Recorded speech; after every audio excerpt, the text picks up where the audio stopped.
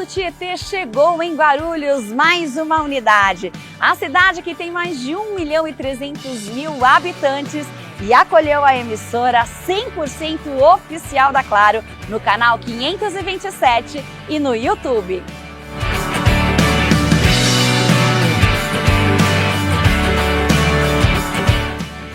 E a TV também é estúdio de podcast. Temos aqui o Pod na Rede, um estúdio exclusivo para você fazer os seus podcasts. Aqui tem muito podcast em especial com todos os assuntos da região. Se você também tem vontade de ter um podcast, é só vir para cá.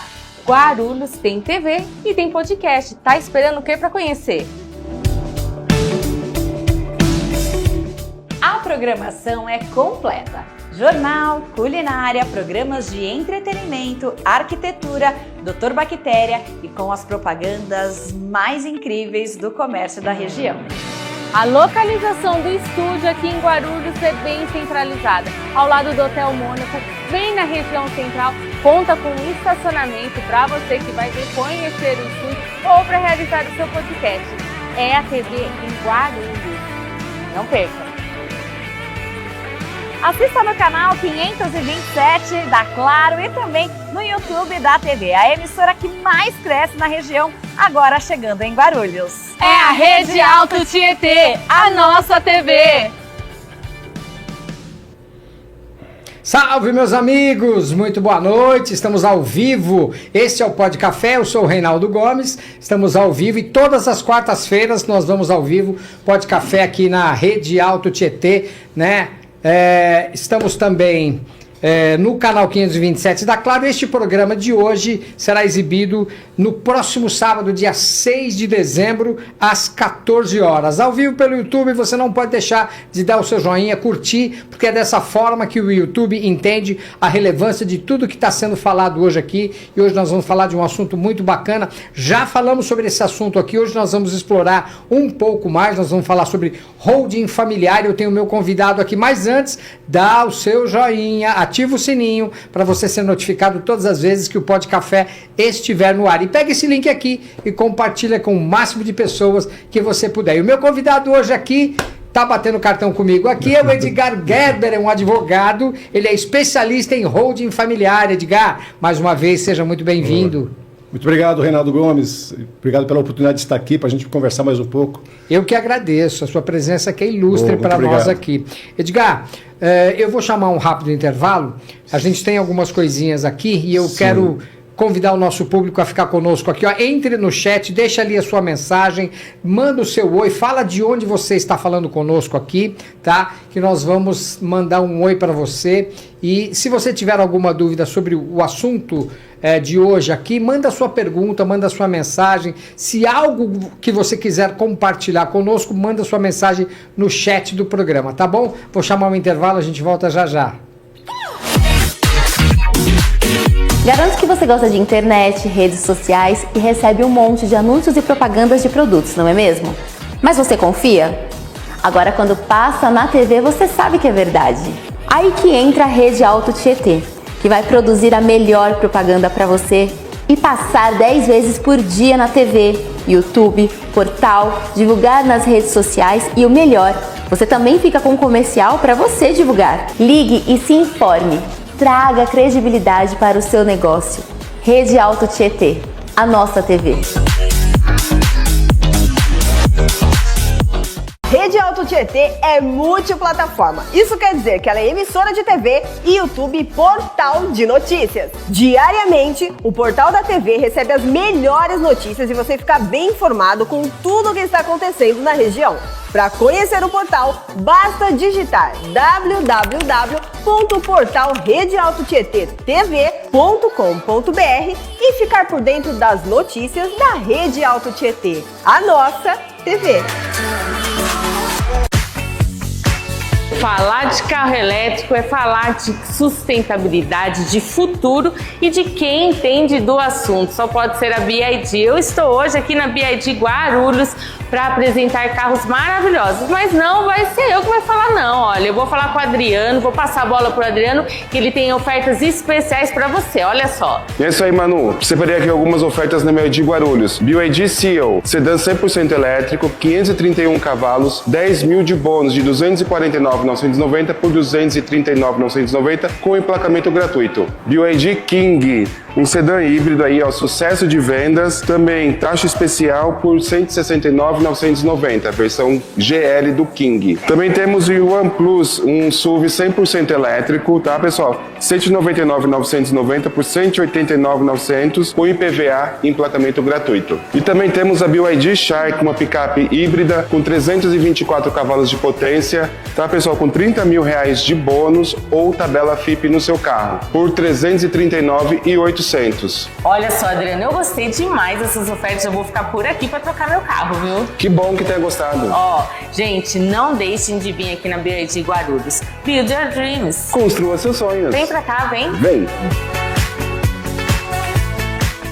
O YouTube de podcasts da Rede Alto Tietê, o Pod na Rede, traz uma grande novidade. Um podcast de qualidade, com bate-papo descontraído para você que é empreendedor, empresário ou tem uma história inspiradora. Trocando ideias com Mauro Vaz. Mauro Vaz, com sua vasta experiência, convida você a contar sua trajetória. Todas as terças-feiras, sempre às 18 horas. Fique ligado nos convidados, participe e interaja. Também pode trocar ideias com Mauro Vaz. Conheça a Rede Alto Tietê, a nossa TV. Se você busca informação, entretenimento e conexão com o que acontece no Alto Tietê, você não pode perder a programação diversificada da TV. A emissora tem o jornal Rede Alto Tietê News, com as principais notícias da região. O Mistura Boa com a melhor gastronomia. Receita para viver bem. Coberturas, inaugurações, além de quadros variados e o varejo produzido pela própria emissora. Com os melhores comércios e serviços da região, passando nas propagandas da TV. Não perca tempo. Sintonize no canal 527 Claro ou nos assista ao vivo pelo YouTube. São mais de 1.700.000 pessoas do Alto Tietê conectadas numa TV 100% regional. Rede Alto Tietê, a nossa TV. A Rede Alto Tietê chegou em Guarulhos, mais uma unidade. A cidade que tem mais de 1.300.000 habitantes e acolheu a emissora 100% oficial da Claro no canal 527 e no YouTube.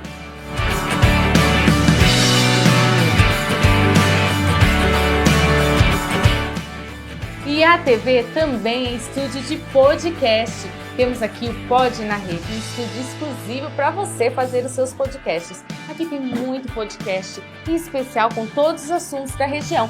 Se você também tem vontade de ter um podcast, é só vir para cá. Guarulhos tem TV e tem podcast. Tá esperando o que para conhecer? A programação é completa. Jornal, culinária, programas de entretenimento, arquitetura, Dr. Bactéria e com as propagandas mais incríveis do comércio da região.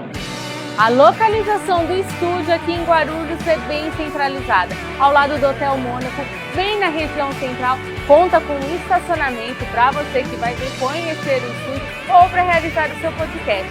É a TV em Guarulhos. Não perca! Assista no canal 527 da Claro e também no YouTube da TV, a emissora que mais cresce na região, agora chegando em Guarulhos. É a Rede Alto Tietê, a nossa TV! Muito bem, estamos de volta depois desse intervalo onde você conheceu toda a programação da Rede Alto Tietê, inclusive o Pod Café é um dos produtos da Rede Alto Tietê. Nós estamos circulando ali nas 12 cidades do Alto Tietê. Vou falar sobre Santa Isabel, Itaquaquecetuba, Mogi das Cruzes, Suzano, todas, inclusive Guarulhos, né? Todas as cidades daquela região do Alto Tietê. Tá? O Pod Café hoje vai falar sobre um assunto muito bacana. Eu tenho um convidado especial. Ele é um irmão, uma pessoa que eu tenho um carinho muito grande por ele. E hoje nós vamos falar novamente sobre um tema que nós já falamos em outros programas aqui, que é a holding familiar. Você vai entender o que é esse assunto, o que é a holding familiar. Novamente eu quero agradecer a presença aqui do meu amigo Edgar Gerber. Edgar, muito bem-vindo mais uma vez ao Pod Café, e hoje nós vamos esclarecer muitas coisas que a gente não conseguiu fazer lá no passado, nos programas anteriores, né? Mais uma vez, bem-vindo, hein? Obrigado, Reinaldo Gomes. Obrigado a você, os amigos, por estarem aqui conosco nessa noite, né? Para a gente aprender um pouquinho mais. A gente sempre aprende. Ah, com certeza, sempre. E é importante a gente ter o coração ensinável, né? Ensinável. E por falar em coração ensinável, a gente vai buscar um momento de sabedoria lá no maior best-seller da história, estou falando da Bíblia. E se a gente tem um coração ensinável, a gente vai para o livro de Provérbios e aprende um caminhão de coisas ali, né?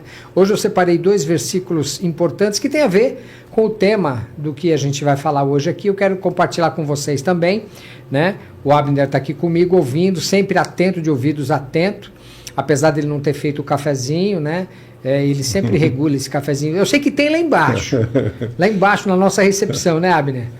Mas ele não quer compartilhar esse café conosco. Brincadeira, gente. O Abner é um cara que tem um coração gigantesco conosco aqui, é o que coloca a gente no ar aqui com todas as qualificações técnicas e impressionantes. E se você precisar de alguém que possa fazer um trabalho de videomaker ou de edição, está aqui o nosso Abner à sua disposição. Edgar, eu vou lá no livro de Provérbios, Provérbios 13, lá no verso 22, diz assim, ó: o homem de bem, ele deixa uma herança aos filhos, mas a riqueza do pecador é depositada para o justo.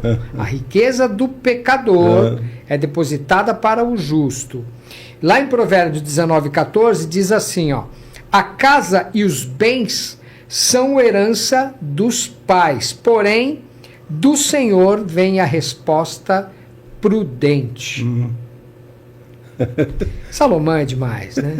Você Salomão selecionou a dedo, né? Eu fui procurar, na verdade, eu fui buscar, né, fiz uma pesquisa ali.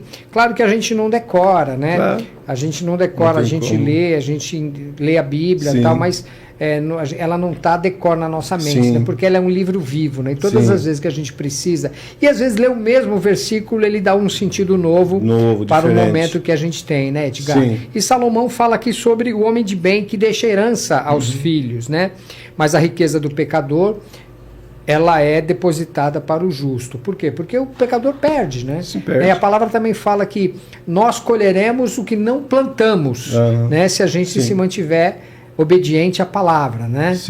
Como é que você vê isso? Como é que você vê essa fala de Salomão aqui falando sobre herança, que é a tua área de atuação agora, né, Edgar? Nós todos deixamos, se não uma herança palpável, um patrimônio tangível, mas nós temos um legado, né? Um caráter, a nossa vida, a nossa forma de comportamento. Isso influencia as pessoas próximas, a família e tudo mais, né? Mas essa questão de patrimônio, de herança é fundamental, porque realmente os filhos vão herdar aquilo que nós deixamos um dia, né? E precisa ser bem administrado.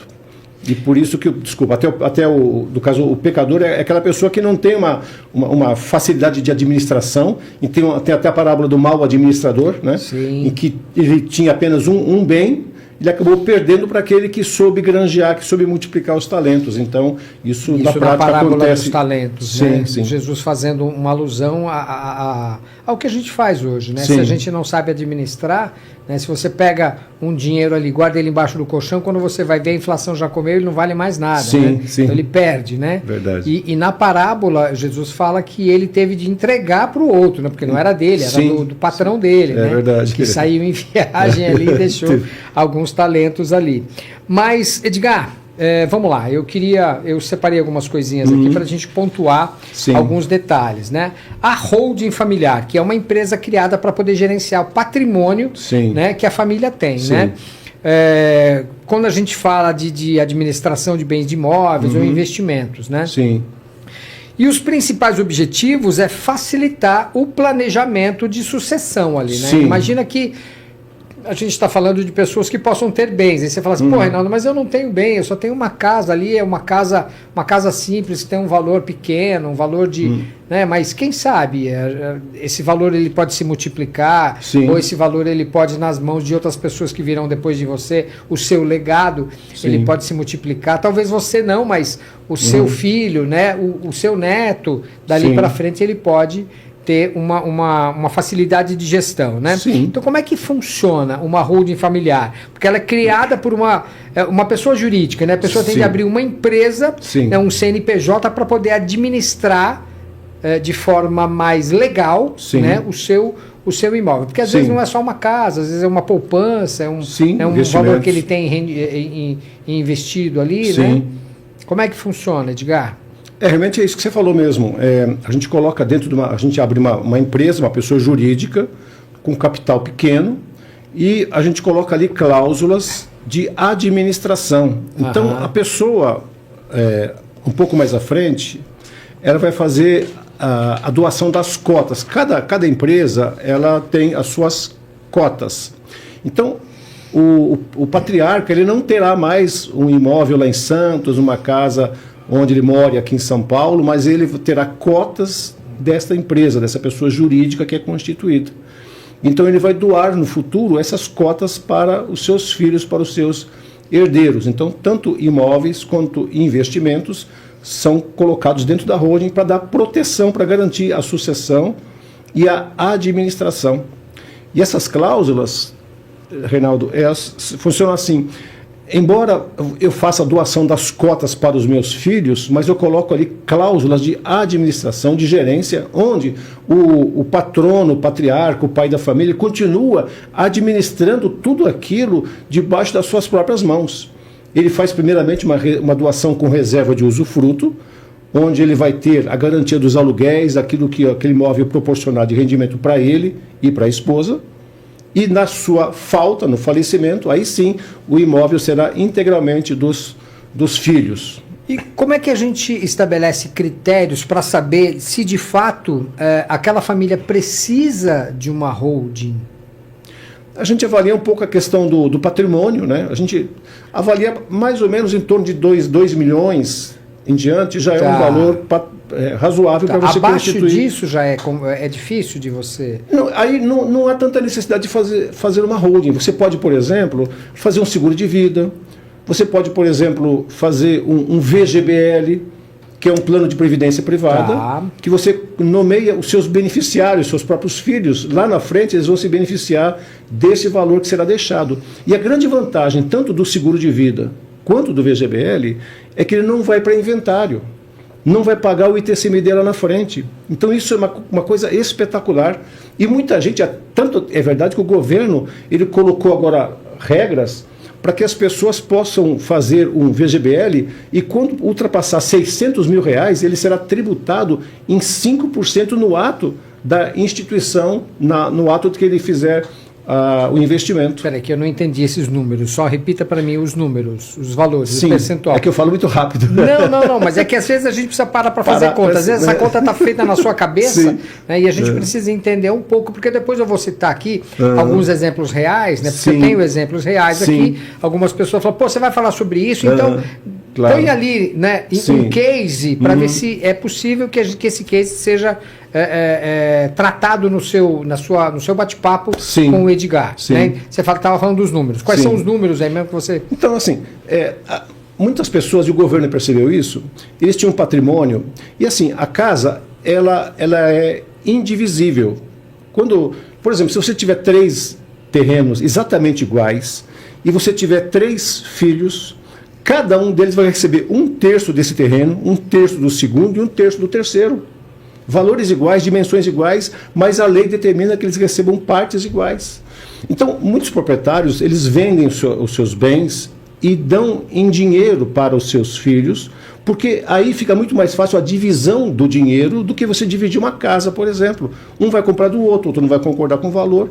Então, o governo estabeleceu que agora, a partir de janeiro, os investimentos acima de R$600 mil em VGBL, eles serão tributados à base de 5% do valor do investimento. No ato que você investir, o banco já fica com 5%. Com 5%. Então já vai ficar 570... Ou seja, você está pondo para investir, você está perdendo já 5. No ato que você investe, você já perdeu. Já foi. Eles já tiram ali na hora, na fonte. Perde 35 mil. 35 mil ali. Que vai para a mão do governo. Vai para a mão do governo, instantaneamente. Então, por que eles querem fazer isso? Para evitar que haja essa situação de pessoas se desfazendo de patrimônios imobiliários, que hoje a gente sabe que estão vivendo um momento de grande dificuldade no país. Sim. Alguns deles perdendo valor. Então, tudo isso é uma preocupação para a sucessão, principalmente, quando tem um inventário. Como é que vai dividir aquele imóvel, aquele terreno? O terreno vale 500 mil, o imóvel vale 1,5 milhão. E como é que você vai dividir isso em partes iguais? Então, é difícil você compor isso matematicamente. Quer ver? Esse case que eu comentei agora com você aqui é de uma família amiga que é constituída por 3 pessoas. A família é maior, tá? Mas 3 pessoas especificamente ali, morando naquela casa. Então, assim, era um pai que faleceu, uma esposa e um filho de 20 e poucos anos, 25 anos, acredito.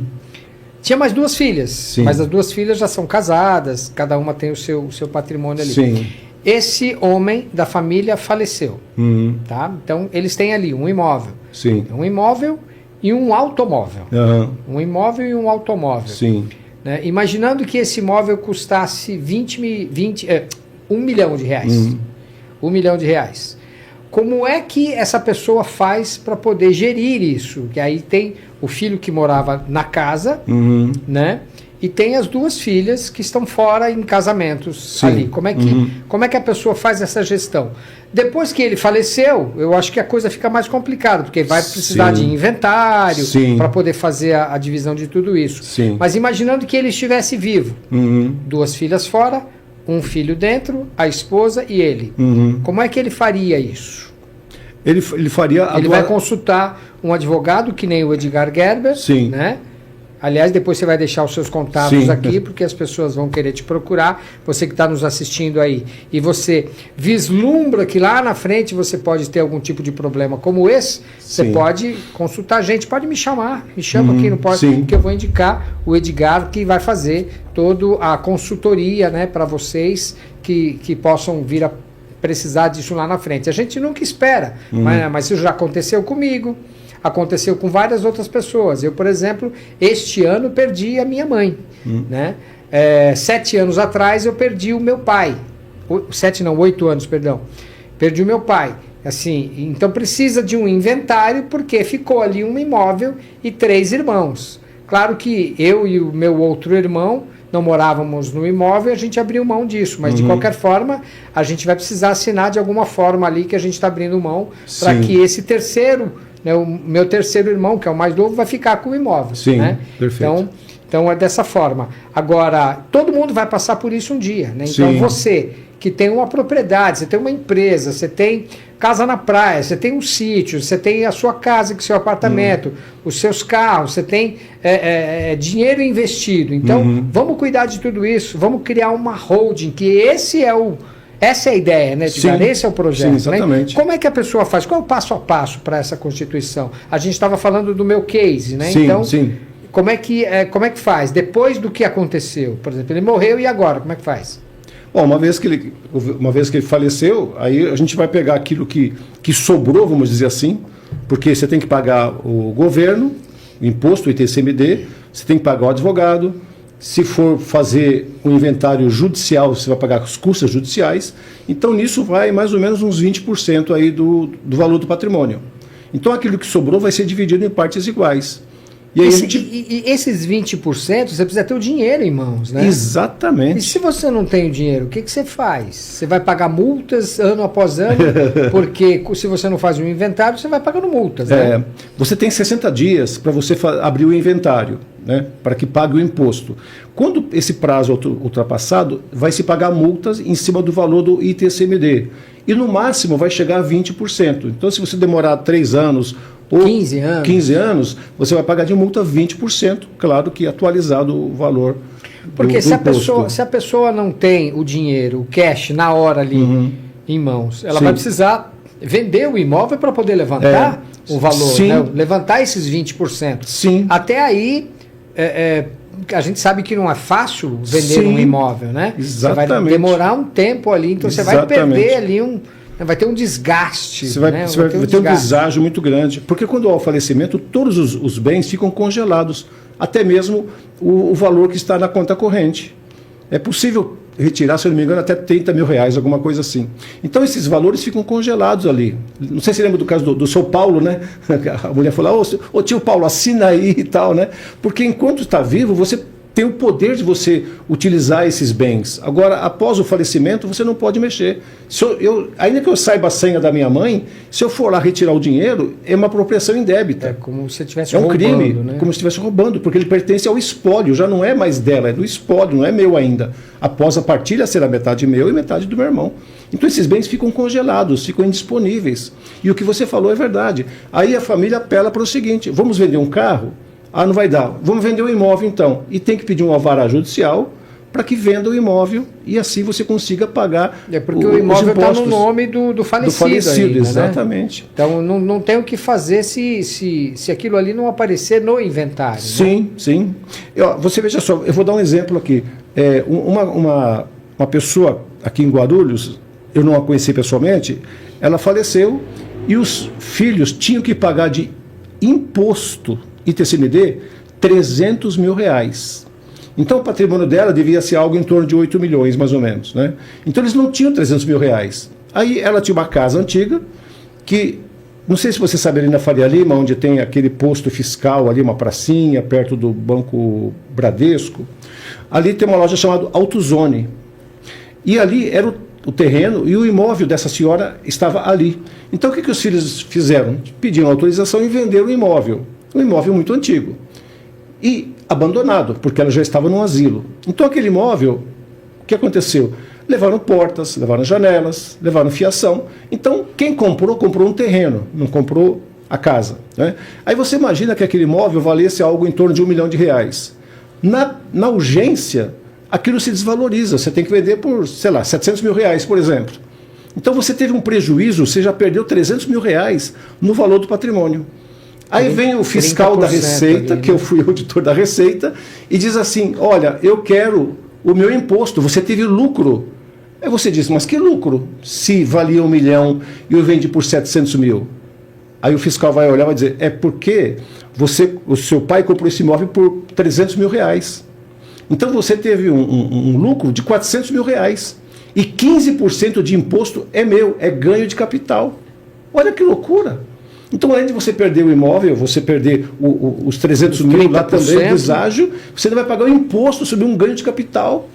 Olha que loucura isso. Então, isso causa brigas, causa transtornos intermináveis nas famílias. E a holding ajuda a proteger tudo isso? Sim. Na holding, quando há um falecimento, você vai ao cartório e comunica, meu pai faleceu e agora nós queremos que esses imóveis, essas cotas passem efetivamente a ser nossas. Você faz um simples ato lá no cartório. Tá, mas é diferente não vai precisar do inventário? Não, você não precisa do inventário. Porque o que a gente faz? Porque, por exemplo, quando você abre a holding, ela vai estar no nome de alguém. Sim. Né? Sim, pessoa jurídica. Geralmente é uma pessoa jurídica, mas a pessoa jurídica assina no nome de uma pessoa física. Sim, um CPF ali por trás. Sim, até né? Então é o pai que assina. É o pai. Então o pai que está ali assinando, ele morreu, ele faleceu. Sim. Né? Aí, tanto os filhos quanto a esposa... o ato é só ir ao cartório e falar assim, olha... Sim.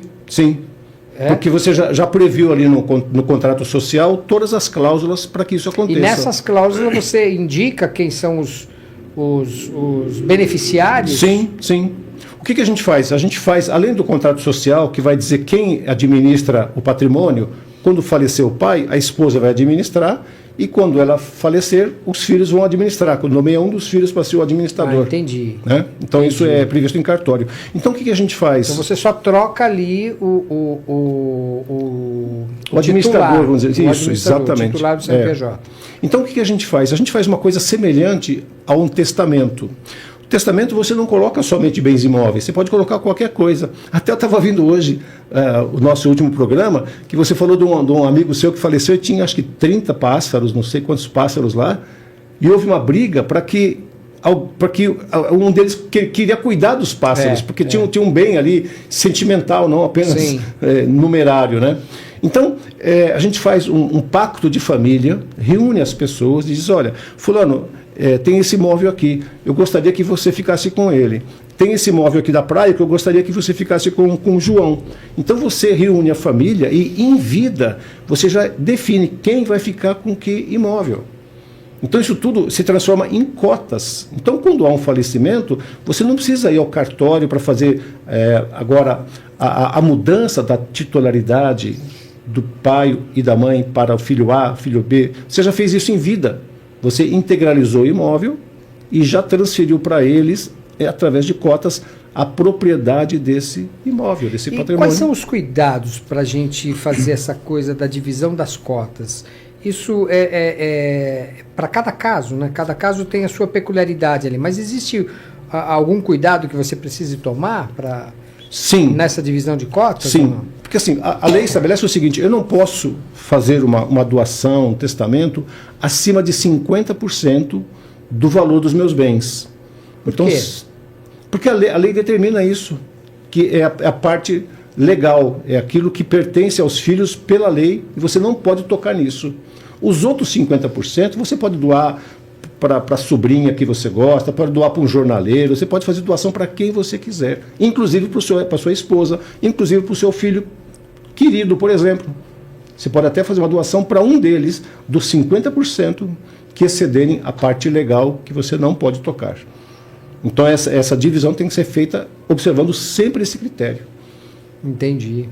50% você pode doar livremente. É porque imagina assim, vamos pensar de alguma forma, até para as pessoas nos entenderem sobre essa conversa. Imagina aqui que eu tô casado e aí eu tenho 2 filhos, tá? Sou casado e tenho 2 filhos. Então, eu tenho um filho do meu casamento atual e um filho do casamento anterior, vamos supor assim, né? Sim.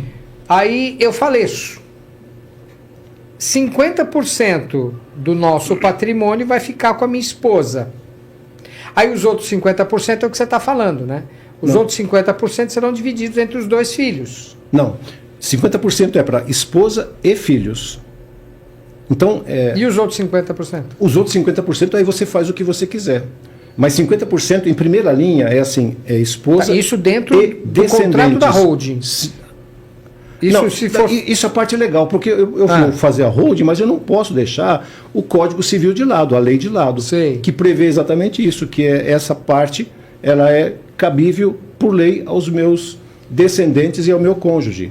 Então, em primeira linha vai para cônjuge e descendentes. Não havendo descendentes, a esposa divide com os ascendentes. Então, esse é o primeiro critério.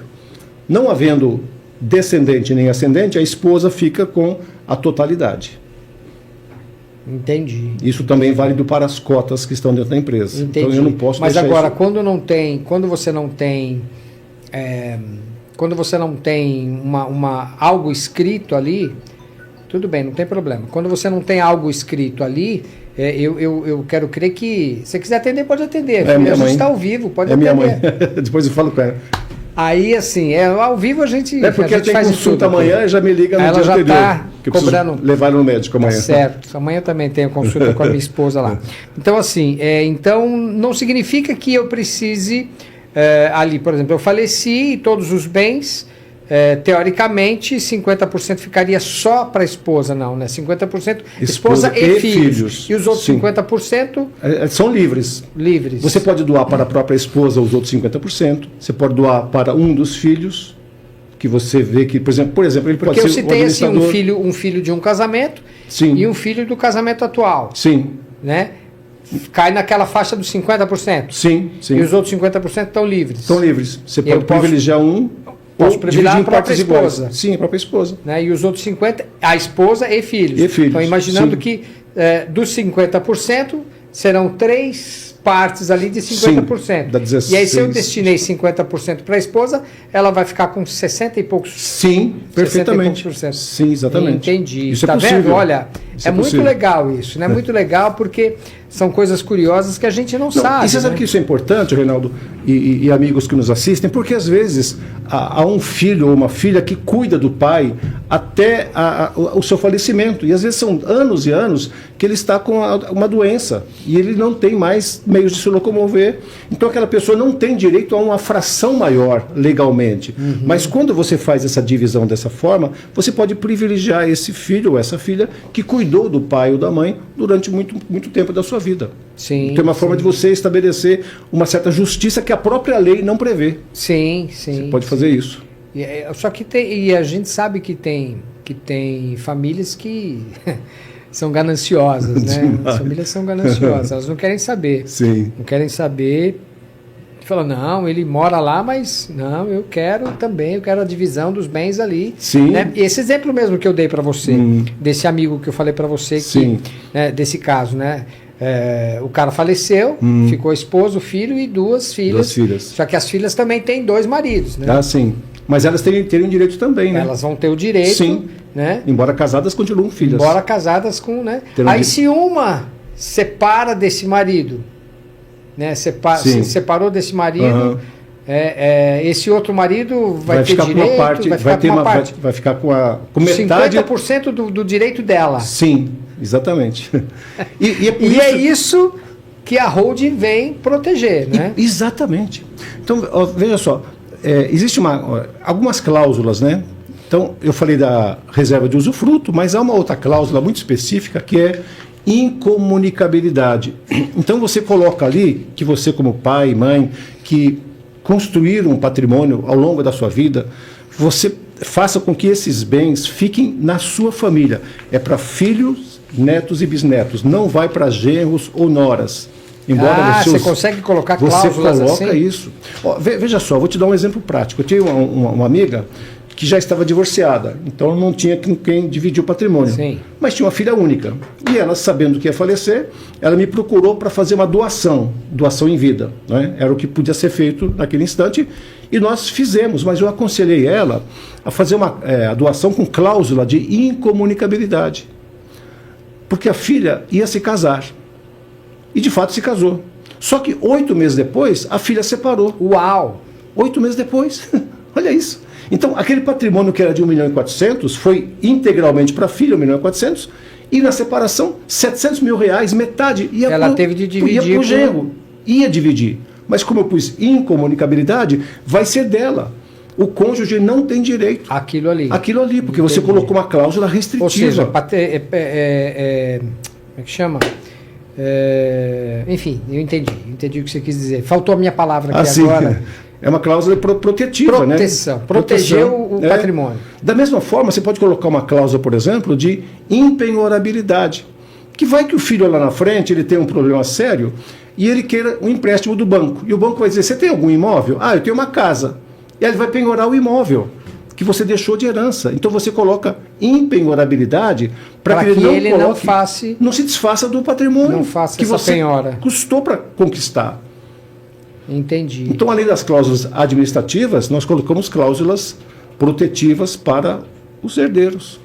O que é uma holding mista e uma holding pura? Qual a diferença disso? A holding pura é aquela que, na verdade, ela tem a possibilidade de ter várias empresas associadas. Então você tem o conglomerado do Banco Itaú, por exemplo, Casas Pernambucanas. Então são grandes empresas que têm uma holding que ela tem abaixo dela vários filhotes, várias outras empresas que estão coligadas. Não é?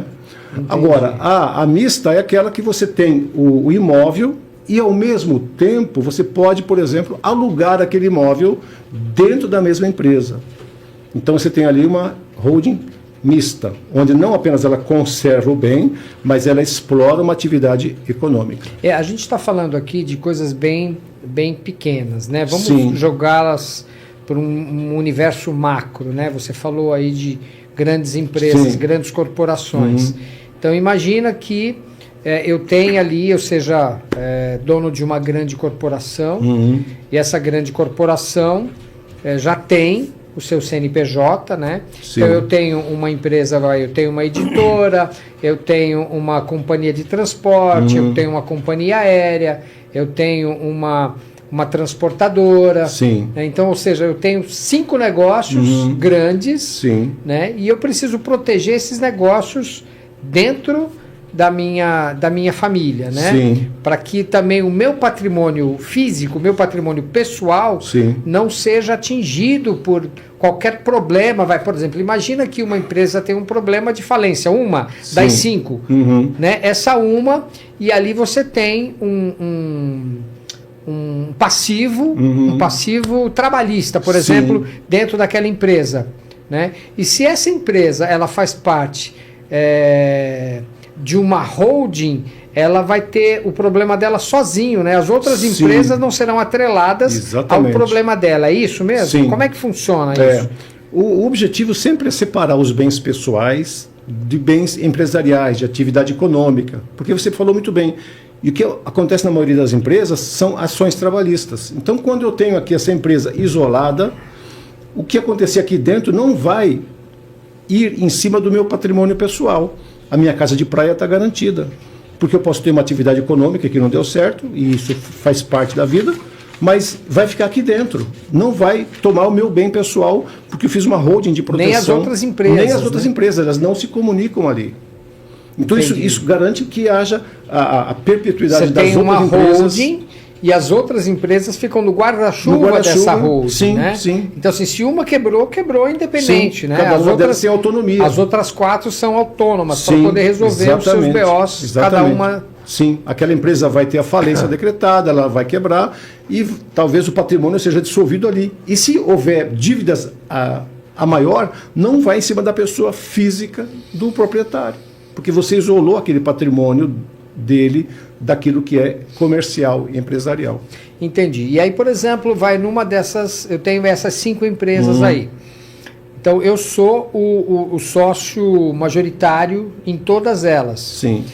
E em todas elas, com CNPJs separados, com nomes fantasia separados, né, com atividades distintas, diferentes, eu tenho ali o meu cônjuge. Né? Então eu sou sócio administrativo e meu cônjuge é meu sócio. Eu não tenho outro sócio. Meu cônjuge é meu sócio em todas as 5 empresas. Né? Aí, por exemplo, aí há um processo de problema no casamento. Eu me separo. Né? Como é que fica a questão societária nessa questão? Porque a gente está falando de uma holding, né? Sim. Ela se separou. E aí eu vou me casar novamente com outra pessoa, né? Quais são as restrições que a gente tem aí para colocar cônjuge ou terceiros na empresa? Eu quero colocar o meu sobrinho como meu sócio no lugar da minha ex-esposa, né? que a gente se separou, né? Como é que é? Esses exemplos assim. Aí vai depender muito do contrato social de cada empresa. Olha, hoje mesmo, um pouquinho antes de eu vir para cá, uma senhora me ligou, porque ela teve uma separação, um divórcio, e eles são sócios numa empresa aqui. Então o marido ofereceu para ela um certo valor para comprar a parte dela. Porém, o que precisa fazer agora, uma vez que houve o divórcio? Essa empresa precisa ser inventariada, o contador precisa fazer o cálculo de todo o valor atual do patrimônio. Porque o fato de você dizer que o capital social é de R$5.000 não reflete a realidade. Porque você tem caminhões, você tem um prédio, e tudo isso tem um valor econômico. Então você precisa agora fazer às vezes o uma capital avaliação. Social é de 5 mil, mas a empresa tem um patrimônio ali de 5 milhões. Sim, 5 milhões. Isso acontece muito. Então, a preocupação dela é o seguinte: aquele dinheiro que ele tem, os 250 mil, não vão pagar 1/3 do que vale o patrimônio que eles têm naquela sociedade, em comum, 50% para cada um. Tem que fazer uma avaliação dos imóveis, do valor que aquela empresa tem. Por exemplo, ela tem clientela, ela tem um nome, ela tem uma tradição. Isso tem um valor pecuniário que se chama fundo de comércio. Então isso tudo tem que ser avaliado para ser dividido exatamente em partes iguais. E aí sim o marido pode comprar a parte dela. Aí sim comprar a metade. Sim, a metade, porque eles são sócios em 50%. É como se fosse feito uma... Poxa, hoje estão me fugindo as palavras aqui. Bom, enfim, como se fizesse feito uma auditoria, né, para poder fazer o levantamento dessa... Exatamente, uma auditoria que tem que ser feita, para levantar o valor exato do patrimônio. Valuation. Valuation, isso. Esse é o nome. Sim. Então precisa fazer uma valuation da empresa naquele momento, naquele momento, sim. E aí a valuation ela engloba tudo, né? Engloba bens móveis, bens imóveis, sim. Né? E capitais, né? Investidos, capitais que entram, que saem. Sim. E até mesmo bens intangíveis. Quanto vale a marca? Aquela empresa, por exemplo, uma transportadora de grande porte. Tem um nome, né? Então tem um nome, tem uma tradição. Então isso tudo tem um valor que pode ser traduzido em números. Então isso tudo tem que ser feito criteriosamente para que haja justiça na divisão dos bens ali. Vamos falar de empresas grandes, né? Uma Varig, hoje não existe mais. Uma Varig era um nome, né? Sim. Era um patrimônio ali, né? Quanto vale esse nome? É um bem intangível, né? Tem um valor ali. Tem né? um valor. Então, todo mundo que quisesse usar Varig não podia, porque, poxa, ela é uma empresa, uma aviação aérea, né? Sim. Uma empresa de aviação. De grande porte, que tem patrimônio. E isso ninguém rouba o nome da Coca-Cola. O nome da Coca-Cola. Quanto vale a Coca-Cola? Né? Às vezes vale mais do que o próprio... Sim, às vezes a própria empresa, né? A soma dos litros de Coca-Cola que tem lá dentro, por exemplo, dos caminhões que ela tem. Vale mais a marca, né? A marca vale mais do que tudo isso. É a marca. Edgar, outra pergunta que eu queria te fazer, a gente conversou sobre os números aqui no começo, e é muito legal a gente falar sobre isso, porque a gente entende que essas coisas dos valores, né? A gente precisa saber o que a holding ela pode interferir na carga tributária da empresa. Ela interfere de alguma forma no valor tributário da empresa? Não? Reduz a carga tributária? Sim. Por exemplo, se a empresa ela desenvolve uma atividade, por exemplo, de aluguel de imóveis. Então, o aluguel do imóvel ele pode cair drasticamente quando você coloca dentro da holding aquele imóvel com uma classificação contábil adequada. Então, por exemplo, se eu trabalho com uma incorporação, compra e venda de imóveis, aquele imóvel vai ser classificado como estoque. É como se fosse uma mercadoria, um celular. Então, ele é um imóvel e, por causa disso, dessa classificação contábil, ele vai pagar um imposto muito menor, ao redor de 6%, enquanto que lá fora pagaria 34%. Se não houver uma classificação contábil adequada. Então, isso tudo influi diretamente na administração, na parte tributária da empresa também. Entendi. E por causa disso, por acaso, você que foi da Receita Federal, por acaso a Receita Federal não pode entender essa estrutura como e classificar essa estrutura como evasão fiscal? Pode ser. Por quê? Porque a gente falou sobre redução de carga tributária. Sim. Né? Mas... Então imagina, porque a Receita vai virar e vai falar assim, não, essa sua casa não é um copo que você pode colocar no seu estoque. Sim. Né? Ela pode interpretar isso, ou existem maneiras legais de você justificar o que está dentro da cláusula? Sim, sim. Por isso que você precisa fazer os balanços de contábeis a todo ano, para que ali você tenha uma consistência de valores. Tá. Porque o que a Receita vai pegar é inconsistências. Você diz que vale 1 milhão e no mercado vale 10. Então, é uma inconsistência que existe ali. E a Receita vai em cima. Eu fui auditor, então a gente sabe que a Receita ela vai em cima de... Agora até o próprio PIX mesmo. Essa questão de transferência de valor. Você recebeu 3 mil e declarou no imposto de renda que você ganha 3 mil reais. Aí você tem lá assistência médica, você paga 5 mil de assistência médica, você paga 5 mil para a escola do seu filho, uma escola particular, você tem um carro importado. Aí a Receita vai dizer, pera, mas você ganha 3 mil, você paga... fecha. Você paga, a conta não fecha. E esse dinheiro aqui? Então ele vai te tributar a diferença em ganho sem origem. Então você vai ser autuado sem dúvida. E saiba que este ano a Receita, você que está nos ouvindo, a Receita ela está com a faca nos dentes para realmente fazer um exame de contas muito criterioso. Por exemplo, a questão dos imóveis hoje do valor, até então quem detinha informações eram os cartórios e prefeituras. Mas a partir de agora, a Receita Federal vai receber todas as informações e centralizar nela.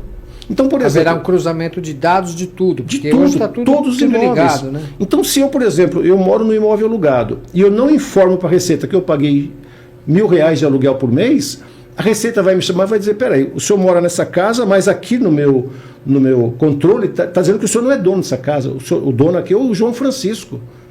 E por que o senhor não declarou? Ele pode me autuar. Eu, como locatário, eu posso ser autuado pela Receita, porque não declarei um aluguel que estou pagando. E o locatário, aquele negócio, sabe, contrato de gaveta? Sim. Você não declara ali, eu também não declaro aqui, está tudo bem, está ótimo. Acabou. Agora você precisa declarar tudo que você está fazendo. Porque a Receita vai saber que aquele imóvel não lhe pertence. Doa para quem está morando lá é sua mãe? Tudo bem, você vai lá mostrar para ela, para a Receita, que a sua mãe está lá morando, você é filho dela, está tudo bem, você não vai pagar nada por isso. Mas há um terceiro ali, e ele vai pagar o aluguel e será questionado pela Receita Federal.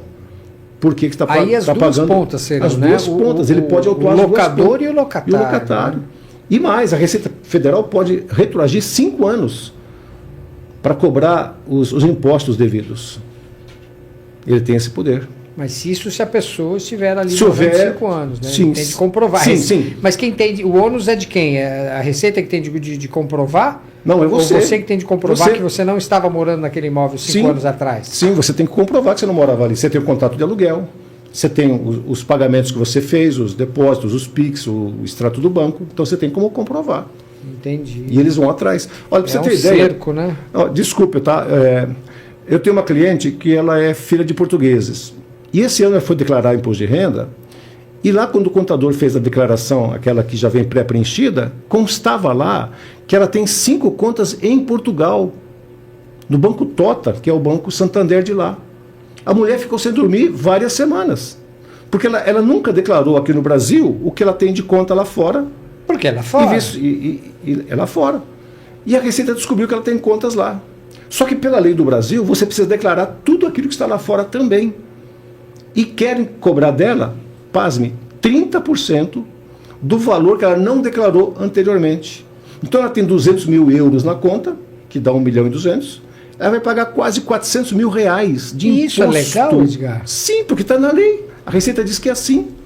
Agora, o que o advogado faz? Ele vai entrar com recurso para dizer que existem tratados internacionais, que esses valores lá na conta corrente já foram pagos lá em Portugal e, portanto, não podem ser cobrados aqui no Brasil, porque existe uma lei, um tratado internacional, você não pode ter bitributação entre países que são coligados em termos de administração.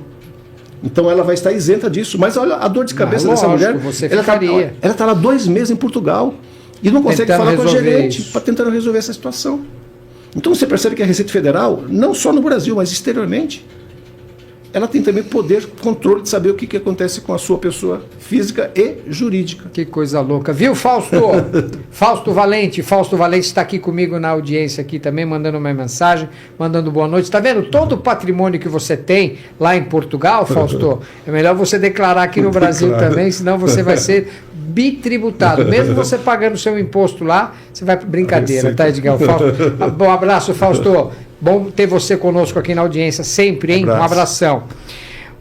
Mas é uma coisa louca, né, Edgar? Para não falar aqui, eu não vou falar que isso é para a gente não ser censurado, cancelado aqui depois, porque assim, o pessoal vem para cima da gente, é muito louco, né? Agora, uma coisa que eu queria te perguntar é sobre a questão da proteção em relação aos sócios nessa holding, né? Até que ponto a holding protege mesmo os processos e dívidas pessoais dos sócios? Quando uma sociedade precisa ver as cláusulas contratuais. Esse caso que eu te falei, por exemplo, existem cláusulas ali. Então, na cláusula, você pode prever que não quer os sócios. Se um dos sócios falecer ou houver a separação, essa empresa, ou um deles compra a parte da outra, ou será dissolvida. Ou pode prever, admitimos um sócio externo para que componha o sócio faltante, por exemplo. Como é que a gente faz isso numa sociedade anônima, numa empresa de capital aberto? Da mesma maneira.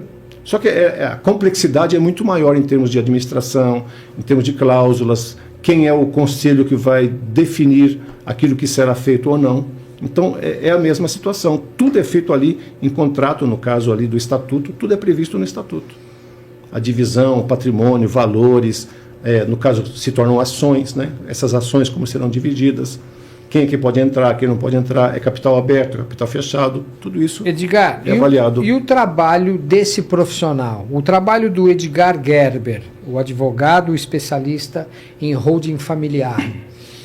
Como é que as pessoas te pagam? Te pagam antes, te pagam depois? Como é que é, normalmente, um trabalho de receita para o advogado? Geralmente, nós cobramos um valor pela consulta inicial, onde a gente vai poder ouvir a pessoa. É como um médico, você vai no médico e você vai dizer, olha, eu estou sentindo isso. Você paga por uma consulta. Você paga por uma consulta, aí ele faz exames e depois você volta para que o médico diga, ó, a situação seu valor é essa. depende de cada cliente? Não, a gente tem um valor fixo, né? Para consultas prévias. Entendi. Então a gente tem essa consulta, recebe as informações, e aí ela querendo continuar, nós marcamos uma outra consulta, onde ela vai receber todas as informações, quais os caminhos, e essa consulta também é paga. Ela vai receber orientações. Olha, você pode pegar esse patrimônio aqui e, por exemplo, está muito na moda agora, é melhor você abrir uma conta no Paraguai, porque lá a tributação é bem menos agressiva do que aqui. Mas tem muita gente fazendo isso, sabia, Edgar? Muita. Tem muita gente fazendo isso. Viu, Fausto? Ele mandou um kkk aqui, ó. Rapaz do céu, você pode abrir a sua empresa no Paraguai. Tira de Portugal, vai para o Paraguai. Então você pode sugerir isso, né? Olha, você pode fazer aqui, você pode fazer um testamento que pode caber aqui, você pode fazer um VGBL, aquele imóvel que está lá, vende o imóvel e aplica em VGBL. Depois de 10 anos você vai ter uma tributação reduzida. Então tudo isso você pode prever nessa consulta que eu faço. Aí quando ele concordou, aí sim a gente vai precificar o valor do meu trabalho, que depende um pouco do tamanho do patrimônio e muito mais do meu trabalho. Quanto é que eu vou ter de trabalho para fazer essa holding, para organizar esse patrimônio para essa família? Você tem, além do trabalho da organização inicial, né, porque você precisa planejar tudo isso, né? Sim. Agora, existe um custo de manutenção dessa holding, Edgar? Sim. Como é que funciona? Toda empresa precisa de um contador, porque ela tem obrigações tributárias, obrigações acessórias, às vezes não tem imposto, mas ela tem que entregar declarações. Então, aí o contador vai cuidar dessa empresa. Então, aí varia muito do porte da empresa. Se é uma empresa, se é uma holding que apenas tem imóveis particulares e não tem atividade, ela não vai emitir nota fiscal. O trabalho é menor. Né? Aí, sim. por isso então, sai mais barato menos. Também. Então, ele pode cobrar, em regra, um salário mínimo, metade às vezes. Depende do contador, é conhecido da família, cobra um terço. Eu tenho um amigo meu que ele está cobrando quase R$300 para poder fazer uma administração de uma holding, por exemplo. Porque às vezes não dá muito trabalho. Não dá muito trabalho. Às vezes não dá muito trabalho. Agora, de grandes corporações, de grandes empresas, de grandes patrimônios, né? Sim. Dá mais trabalho. Em função do trabalho que tem para cobrar mais. E esse custo é mensal? Mensal. Todo mês você vai pagar o especialista, o contador, para fazer os atos necessários de manutenção da empresa. É como uma empresa comum. Toda empresa precisa de um contador, também a holding é uma empresa e precisa de um contador. E as pessoas que quiserem te procurar, está aí na tela, né? O seu Instagram ali, né? Lá, @holding_ ou é ponto? Ponto. Doutor Edgar. Doutor Edgar, DR Edgar. Isso @holding.dr Edgar. Doutor Edgar Gerber. Sim. Doutor Edgar Gerber, estamos chegando ao final do nosso programa. Tinha algumas coisas que eu ainda precisava perguntar, assim como foi do outro programa. Você vê que sempre tem, né? Sempre tem. Hoje nós tivemos pouca participação no chat aqui, algumas poucas dúvidas, provavelmente. Essas dúvidas talvez acontecerão. Se você estiver nos assistindo e você quiser saber mais a respeito, pode entrar no chat, mesmo que depois o programa já tenha acabado, a gente vai ver ali, né?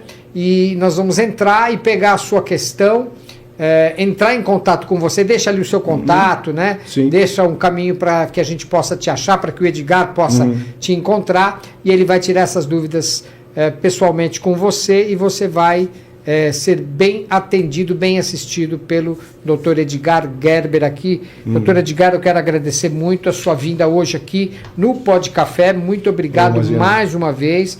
O microfone está aberto para você. Se faltou alguma coisa a ser esclarecida, pode conversar ali com o seu público, pode falar. Então, Renato, queria agradecer mais uma vez, né, a oportunidade de estar aqui, de a gente poder debater um pouco, porque é um assunto muito complexo. E com essa reforma tributária, essas questões estão vindo muito à tona. São várias situações. Aliás, o novo vai começar agora, né? No próximo ano, né? Sim. Então, essa transição vai durar 7 anos, né? Então, a maior parte desses compromissos tem que ser feito agora. Então, por exemplo, eu não falei nem da questão do aluguel. Só uma palhinha rápida. Pode falar, eu ia perguntar na próxima aqui, que o tempo já estava esgotando, mas pode falar. A pessoa física que tem 4 aluguéis e recebe mais de 20 mil reais, além do que ela paga no imposto de renda atual, ela vai pagar mais 8,4% de CBS. É o imposto adicional.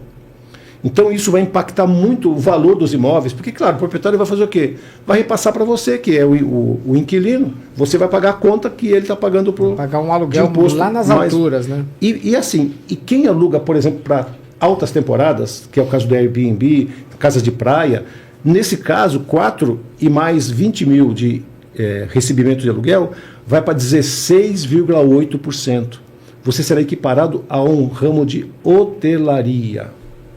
Então a gente precisa se prevenir, se planejar. Quanto é que você está recebendo de aluguel atualmente? E a Holding protege tudo isso? Protege tudo isso. Dessa CBS não há como proteger diretamente. Mas o que a gente faz? A gente protege. Tem 5 imóveis, eu coloco 4 aqui, põe mais um ali de lado e a gente resolve essa questão. E a gente consegue fazer uma redução de quantos por cento, mais ou menos, desses 16 e pouco que Esse não tem como reduzir. O que a gente reduz é aquele imposto que a pessoa física paga 27,5%. Tá. E na holding vai pagar 11,33%. Ou seja, já dá um alívio. 16%. Eu tenho um cliente na Vila Formosa que ele tem 22 imóveis. Em 6 meses ele pagou meu trabalho, só com a redução do imposto de renda que ele teve. Que bênção, né? É algo espetacular, algo extraordinário. Além de garantir a sucessão, a tranquilidade dos pais, transmitindo para os filhos, a segurança de você dormir tranquilo, ainda você tem um benefício tributário muito grande. Legal, Edgar, eu louvo a Deus pela sua vida. Eu oro pela sua vida para que você tenha aí sucesso, porque esse é um trabalho importantíssimo que você está fazendo, você está beneficiando pessoas. Sim. Né? Não é só um trabalho onde você quer o seu lucro, né? Óbvio que a gente não trabalha de graça. Sim. A gente não trabalha por amor, mas a gente trabalha porque precisa levar o leitinho para casa. E além do que você faz, você leva benefícios para as pessoas também, né? Exatamente. Benefícios. Então eu quero louvar a Deus pela tua vida aqui. Amém. Obrigado. Deus te abençoe. Muito obrigado por ter estado comigo hoje aqui. Eu quero agradecer você também que ficou conosco até agora. Obrigado. Eu espero você na próxima quarta-feira, o Pod Café, todas as quartas, às 20 horas, ao vivo pelo YouTube. E em algum sábado, né, todos os sábados nós estamos ali. Por exemplo, sábado agora vai ao ar o programa que foi ao ar na quarta-feira passada. Este nosso aqui, ele vai ao ar no sábado do dia 6 de dezembro, tá bom? Um beijão para vocês todos, fiquem com Deus, até a próxima quarta. Tchau, tchau. Tchau.